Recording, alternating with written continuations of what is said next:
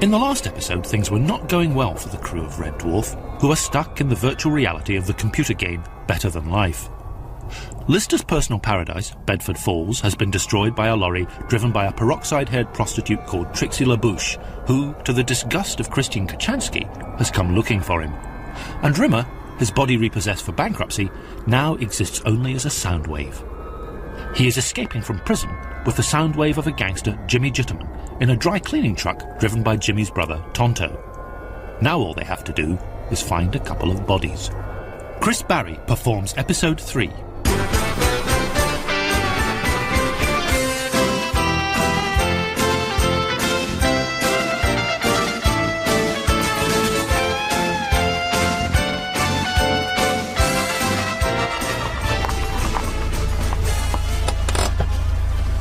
The dry cleaning truck crunched up to the security barrier outside the body reclamation unit. Tonto leaned out of the cab window and smiled pleasantly. Laundry. The guard consulted his clipboard. Nope, he said simply. There's no laundry delivery down on the sheet. I can't let you in. Tonto slid his smile into reverse and reached under the dashboard. Rimmer's essence groaned. This wasn't the plan. In the plan, the guard waved them through. He'd seen it in the movies thousands of times. Didn't this guard ever go to the movies? What was wrong with him? Tonto swung his flower power gun through the open window and pulled the trigger. There was a dull, flat, metal click before Tonto remembered he hadn't loaded it. Sorry. He shook his head and blushed. Jesus.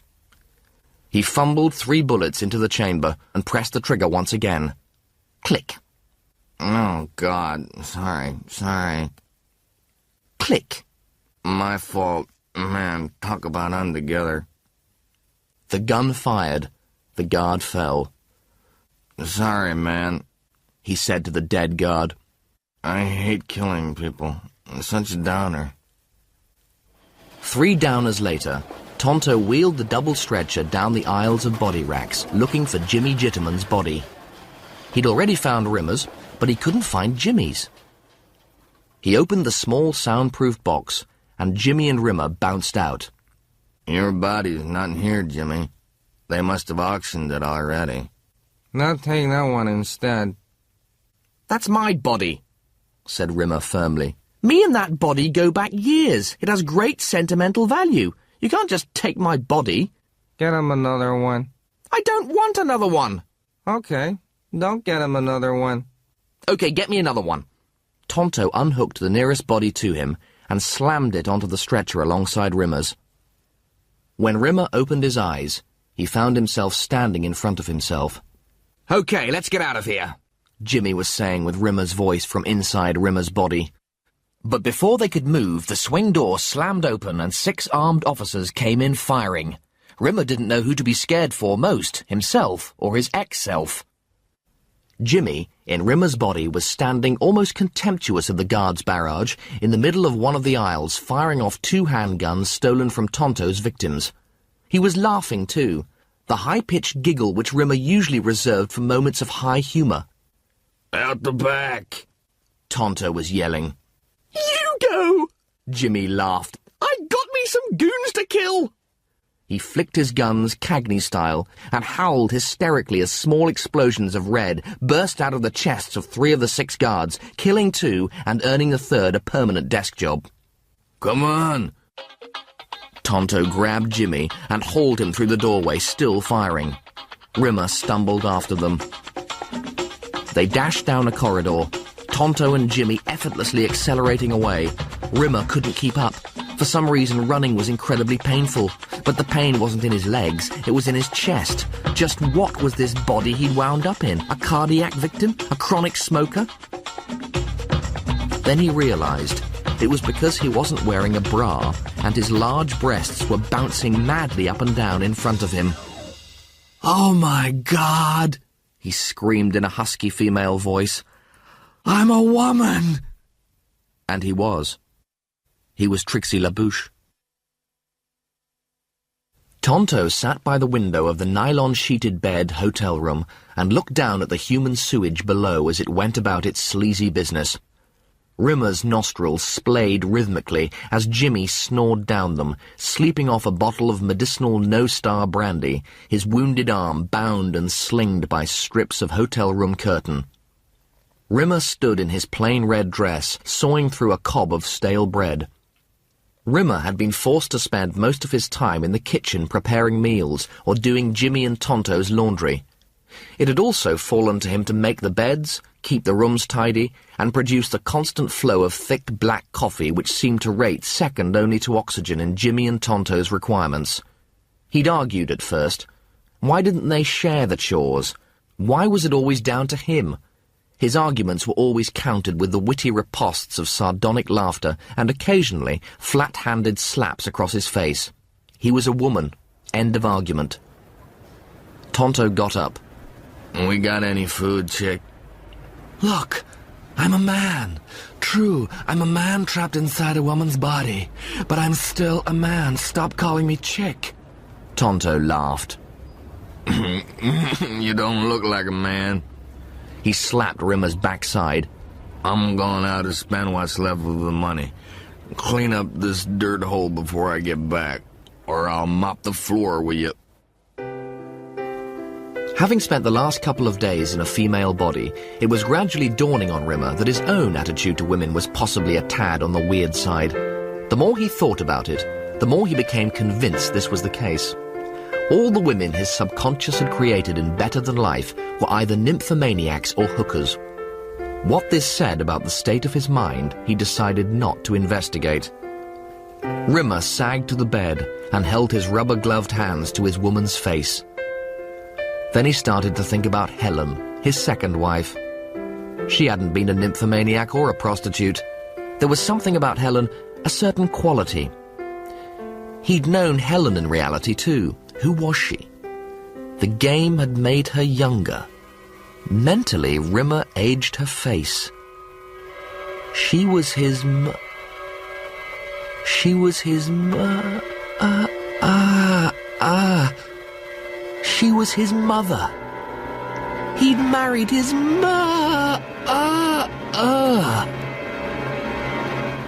Rimmer was coming to the conclusion that his own mind wasn't exactly a terrific place to be trapped in when Tonto returned from his shopping trip and threw a bag onto the table. That's the last of the bread. These are for you. For me? You spent the last of the money on me? Rimmer smiled and peered into the bag. Maybe Tonto wasn't all bad after all. He reached in and pulled out a handful of cheap nylon underwear, peephole bra, open-crotch panties, garter belt. What the hell's this junk for? We got no money, said Tonto. Time for you to go hooking. Trixie LaBouche strolled down the main street of the red light district, with Tonto following 4 or 5 paces behind.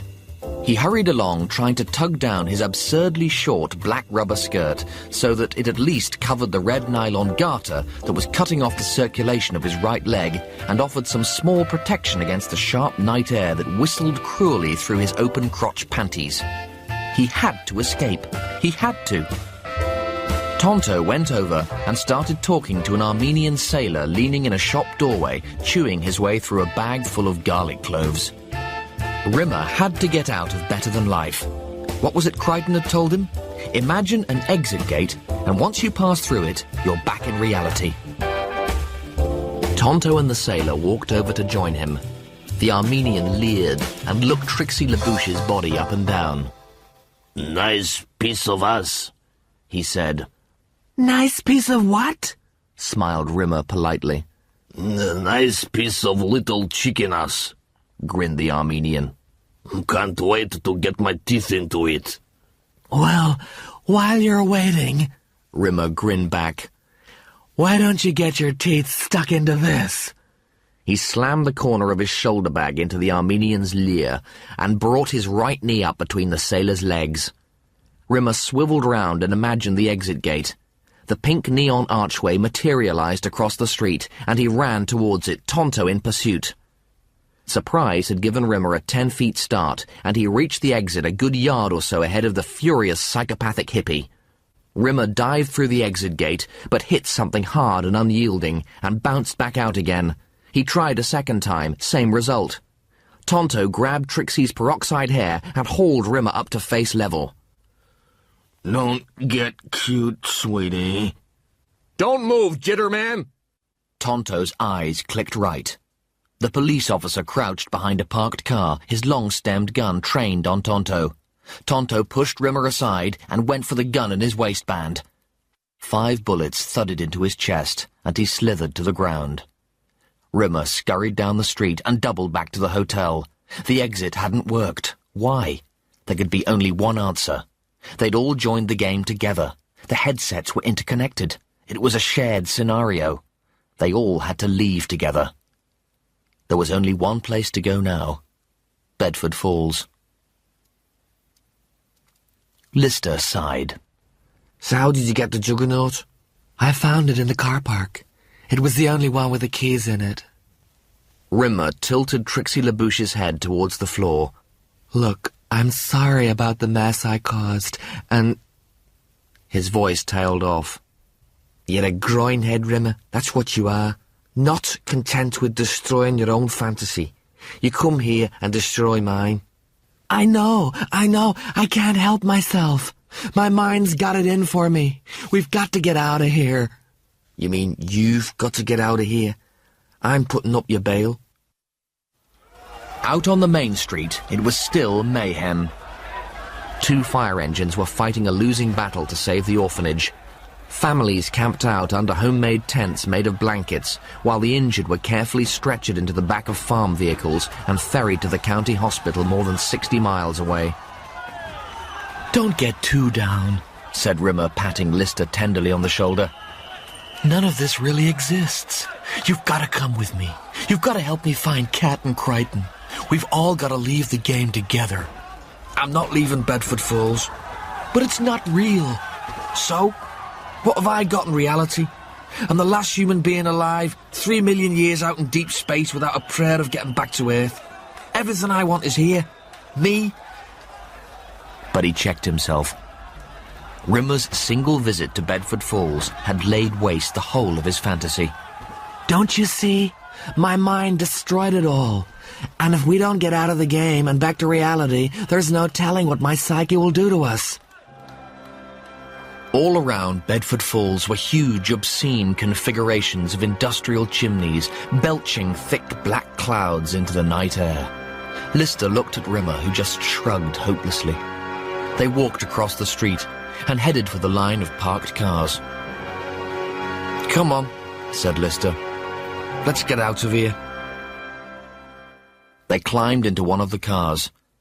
Lister wiggled the gear lever into first, and the Oldsmobile mumbled down the devastated main street and up the hill out of Bedford Falls. As they reached the hill's crest, Lister stopped the car. He stared down at the ruined town. Thanks a lot, pal, he said to Rimmer. Thanks a lot. The cat slipped the gold fob watch out of his waistcoat, flicked open the cover, and stared at the dial. The cat had replaced the conventional numbers with a series of symbols. Right now, it was 20 past 6. Or to put it another way, quarter to food. He snapped the watch closed and tugged the bell pull by his side. Instead of 10 half-naked oiled Valkyries charging through with silver platters piled high with every kind of fish imaginable, absolutely nothing happened. He jerked the bell pull once more, and again, absolutely nothing happened. This was serious. He went over to the wall, opened the dumbwaiter hatch, climbed in, and shimmied down the rope to the kitchens. Crichton, as usual, was in the kitchens, mopping the cat's huge black-and-white checked stone floor. I've nearly finished. Just a few more minutes, and then we really must get back to reality. Where are the Valkyries? They were sick and tired of bowing to your every whim and desire. They formed the Valkyrie Sex-Slave Liberation Movement and left for the mainland. The cat wrinkled his nose. What's that smell? He flung open a leaded window and looked down. The moat's curdled. It's never done that before. What's going on here? Perhaps she can explain that. The Cat and Crichton turned to see Lister standing under the expansive arch of the kitchen's doors with a peroxide blonde in fishnet stockings, 8-inch stilettos, and a huge army trench coat. "He's right," she said. "It's my fault, all of it." "What are we going to do?" "We're going to do what we should have done a long time ago. We're getting out of here. We're going back to reality." The LCD display melted from 6:59 to 7 o'clock, and a millisecond before the alarm was set to bray into life, Lister's arms stretched out from under the regulation-issue duvet and clicked it off with a satisfying clip. Something wonderful had happened, but his half-awake mind hadn't quite remembered. He slid his feet into the soft warmth of the slippers and shuffled over to the viewport window. Diamonds of light glimmered and gleamed a welcome home. "I'm back," he thought. "Back on Red Dwarf. Back in reality." A contented smile spread itself into a yawn on his face. He flipped the percolator to espresso and went through to the shower cubicle as the coffee machine gurgled its good morning. "We've done it. We've beaten it. We're out." He scrubbed himself first date clean, grabbed a thick white towel, and dabbed himself dry. He padded back to the coffee machine and sluiced down a quite superb cup of espresso. He poured himself another. The second cup tasted even better than the first. And that was when Lister started to think. The second cup tasted better than the first? The second cup never tasted better than the first. He clicked open the fridge door. It was packed with fresh vegetables and crisp salads. There were 8 kinds of cheese, a whole salmon, and a bottle of champagne on chill. Was this really his fridge? Where was the curdling milk struggling out of the top of its carton? Where was his spare pair of trainers? And where was that indefinable green mush in the salad tray? There was something wrong. Lister caromed over to the bread bin and flipped the lid. He groaned. There was bread in it. Freshly baked. White, brown, wholemeal, multigrain, Baps rolls. He hauled out a farmhouse loaf, carved a slice, and slammed it under the grill. He paced up and down impatiently, waiting for the bread to toast. His mind rewound to the night before, the 4 of them passing through the exit gate and emerging in the cargo hold, Rimmer changing en route from Trixie LaBouche's body back to his own hologrammatic form. He looked under the grill. The bread was ready. Feverishly he buttered it, and then spread a thick layer of chunky lime marmalade over its evenly brown surface. He held the toast in his hand, parallel with his chin, 5 feet from the floor, and dropped it. It spun, end over end, and landed. He looked down. It was marmalade up. He tried it again, marmalade up, and again, and again. 20 times it landed marmalade up. This wasn't right. This wasn't normal. Crichton bustled in. "It's incredible. The most marvelous thing has happened. I was mopping the floor, you know, that really dirty one on the stasis corridor, when guess what? I looked in the suspended animation booths, and not all the crew got wiped out in the accident. 3 survived." "Let me guess," said Lister. "Rimmer, Peterson, and Christine Kachansky?" "Yes!" Crichton clapped his hands in delight. "How did you know?" "We're still in the game, Crichton. This isn't reality." Rimmer skidded in through the sleeping quarters hatchway. "Guess what? Something incredible's just happened." "This isn't reality," said Lister. The cat's smile entered the room, followed by the cat himself. Hey! You're not going to believe what I'm about to tell you." "We're still in better than life," said a crestfallen Rimmer. "Well done," said a voice. They all turned to see a small figure materialize in the corner of the quarters. "My name is Dennis McBean," the 3D recording continued. "I am the game's designer. You've negotiated the final obstacle in the most addictive computer game ever devised. You've earned a replay." The figure blipped off, and the sleeping quarters slowly began to fade away. Finally, they'd made it. Very slowly, Lister's eyes adjusted to the gloom. Gradually, He made out the silhouettes of the others, half sitting, half crumpled in an irregular semicircle. He reached up and felt the headband through the matted mess of his hair, then gingerly eased the slurping electrodes out of his skull. Shivering, he watched as the others also wrenched themselves free and hurled their headbands into the middle of the semicircle. The cat was barely recognizable.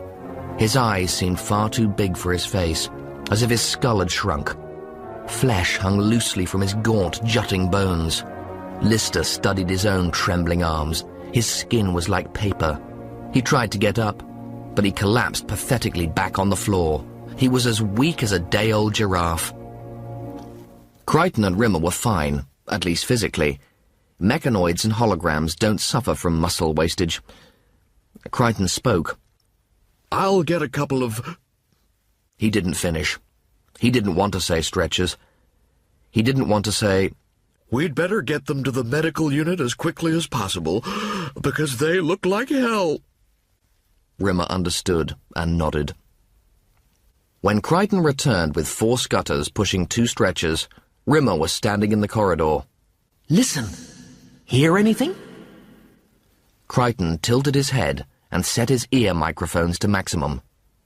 Crichton couldn't hear anything, apart from an overweight asthmatic beetle 3 floors below who was trying to climb up a wall. For simplicity's sake, he said, I can't hear anything. Rimmer's head jabbed forward. Neither can I, he said, and smiled enigmatically. Don't you get it? Get what? We can't hear anything. Yes? The engines are dead. The ship is not moving. Crichton wheeled Lister and the cat into the medical unit's recovery bay. Once the medisuits were fully inflated, Crichton hung them on their 4 support poles so Lister and the cat hung face up, immobile, and engaged the suit's power units. When they were sleeping peacefully, he left to join Rimmer in the drive room.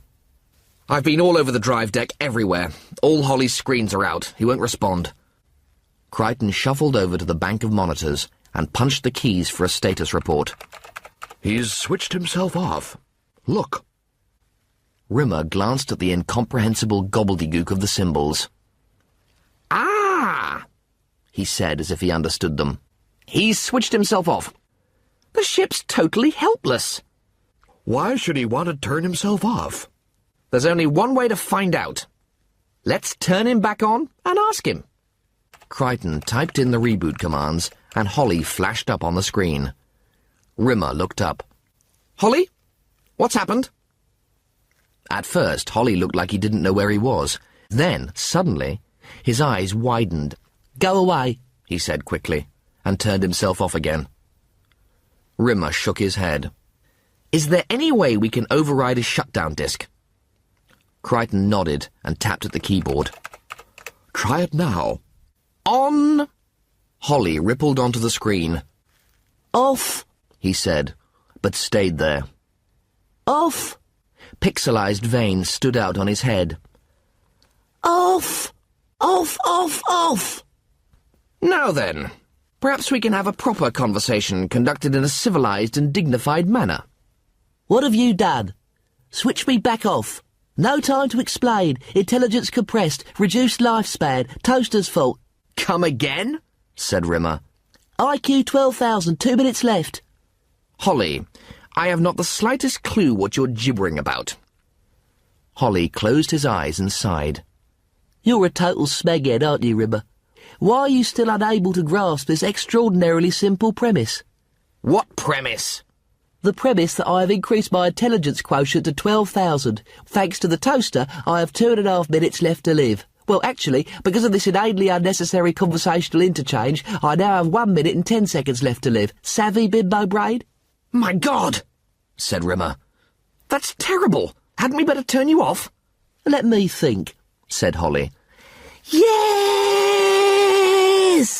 Crichton removed the inhibitor command, and the chagrined computer face vanished from the screen. Poor Holly, Crichton muttered and went back to the scanner scope. What are you looking at? Asked Rimmer. What's that rather striking bluey-white thing streaking across the screen towards the red thing? the red thing is Red Dwarf. And the bluey-white thing? Looks like it's heading towards us at a fair old lick. What is it? A rock? A little comet? No, it's a Rimmer smiled indulgently. What's that? Crichton smashed his head into the scannerscope and cleared the seizure loop in his voice unit. It's a planet. A planet? Rimmer repeated. A planet's going to hit us. Crichton nodded. Well, hadn't we better get out of the way then? We can't move. The engines are dead. How long will it take to get the engines up and running? Crichton typed a series of equations into the numeric keypad and waited for the data to be processed. About 3 weeks. Rimmer rubbed his temples. And how long before this planet hits the ship? Crichton frowned and his fingers trilled across the keypad. Well? Crichton looked up. About 3 weeks. There was only one option left. Abandon ship.